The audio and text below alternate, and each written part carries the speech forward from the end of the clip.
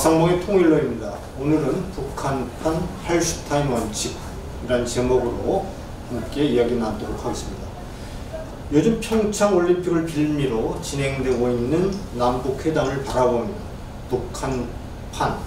북한발 할슈타인 원칙이 작용하는 것 같아 보입니다.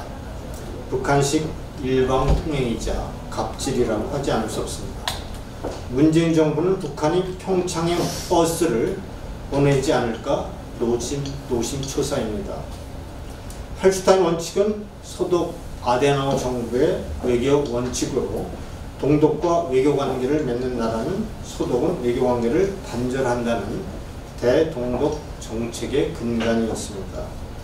남과 북이 이런 철부지 대화를 나누는 사이 캐나다 밴쿠버에서는 미국과 캐나다가 6.25 전쟁 참전국들을 초청해 북한 핵과 미사일 문제를 해결하기 위한 다양한 대책을 협의하고 있었습니다.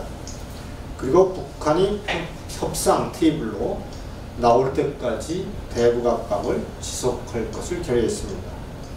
미국의 틸러슨 국무장관이나 캐나다 프릴랜드 외무장관이 예상한 대로 두 장관은 이미 회의 개최 전에 국제사회의 대북 압박이 효과를 보이고 있고 마지막까지 대북 압박을 철두철미가 해서 북한이 핵 폐기 협상 테이블로 나올 것이라고 하는 주장에 동의한 바 있습니다. 이 주장은 작년 12월 30일 독일 가브리엘 장관이 발언했던 송년 메시지로 얘기했던 내용과 대동소이합니다. 당시 송년 연설에서 독일의 가브리엘 외무장관은 국제사회에 단합된 힘이 효과를 보이고 있다. 고지가 바로 얼마 남지 않았다. 국제사회는 더욱더 힘을 모아 북한이 핵을 포기하도록 그렇게 이끌기를 바란다는 그런 메시지를 전한 바 있습니다. 이것이 국제사회에 나아가서 6.25 전쟁에 참전한 나라들의 북핵 문제에 대한 동일한 관심사입니다. 하지만 우리나라는 온통 북한의 평창올림픽 참가로 난리 법석이죠.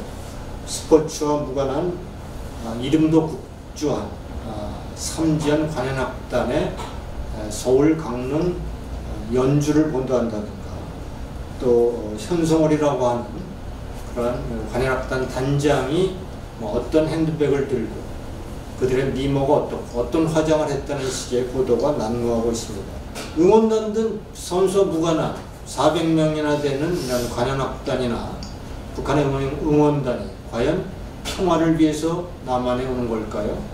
아니면 북한의 김정은 체제를 선전하고 그리고 핵보유기금을 선동하는 그러한 사실을 평화라는 메시지에 담아 선동하는 일에 쓰임을 받지 않을까요? 여기 한술 더 이제 금강산 정야제나 마식령 스키장에서의 공동훈련을 또한 얘기하고 있습니다.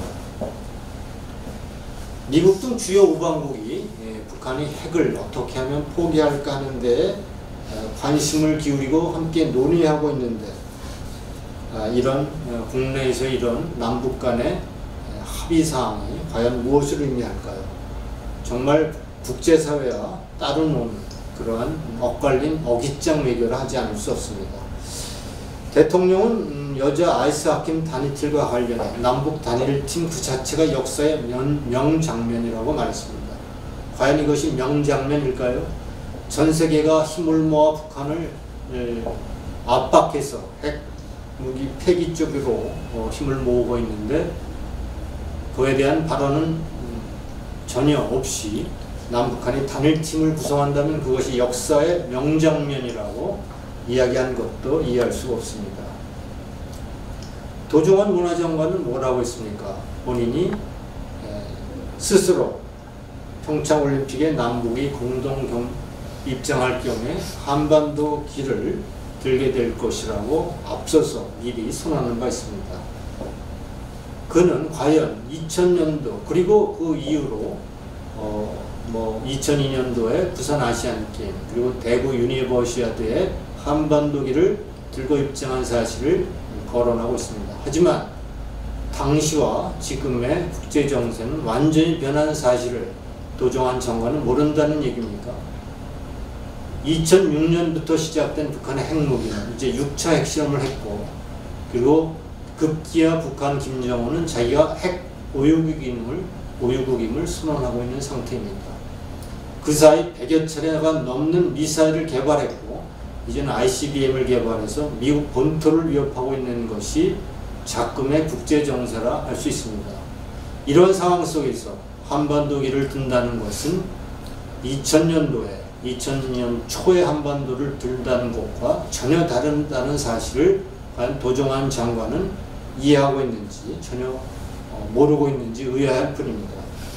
도종환 장관은 이미 2004년도에 뭐라고 얘기했습니까? 북한을 다녀와서 서울이 유혹, 타락, 탐욕이 섞인 빛이라면 평양은 담백한 자존심으로 서 있는 승복의 빛이라고 이야기한 이런 인물이지 않습니까? 이런 장관에게 태극기가 뭐 그리 대단하겠는지요. 분당국 서독은 초대 아데노 총리가 추진했던 팔슈타인 원칙을 외교의 근간으로 삼았습니다. 물론 브란트의 동방정책으로 팔슈타인 원칙이 완화되긴 했지만 북한은 통일될 때까지 서독은 통일될 때까지 동독을 국제법적으로 국가로 인정한 바가 없습니다. 브란트가 집권하며 추진했던 동서독 정상회담이 결렬된 것도 바로 동독이 끊임없이 브란트 정권에게 국제법상 동독을 국가로 인정해달라는 요구가 매번 있었기 때문에 정상회담이 결련된 상황을 결련되었던 일을 우리는 이해해야 할 겁니다. 잘 인식해야 할 것입니다. 분단국 중국을 보십시오. 중국은 중국판 팔슈타인 원칙을 밀어붙이고 있지 않습니까? 대만이 올림픽 경기에 나오면 대만기를 들고 나올 수 없습니다.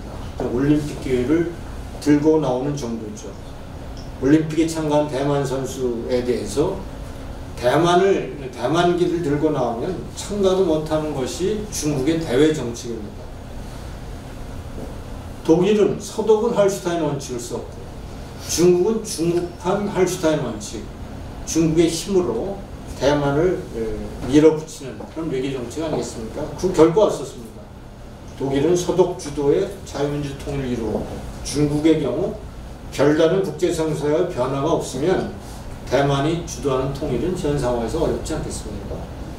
우리의 경우 분단국이지만 모든 남북 대화의 주도권은 북한이 잡고 있습니다. 북한발 할슈타인 원칙, 북한반 갑질이라고 볼 수 있습니다. 이 원칙에 우리는 제대로 목소리 한번 내지 못하는 것이 오늘날 대한민국 외교의 현주소라고 할 수 있습니다. 이것이 바로 굴욕 외교요, 엇박자 외교라고 볼 수 있습니다. 결과 한미동맹은 약화될 것이고, 이러한 경유지를 들러 대한민국은 적화 통일의 길로 들어서지 않을까 우려되는 상황이라 할 수 있겠습니다. 감사합니다.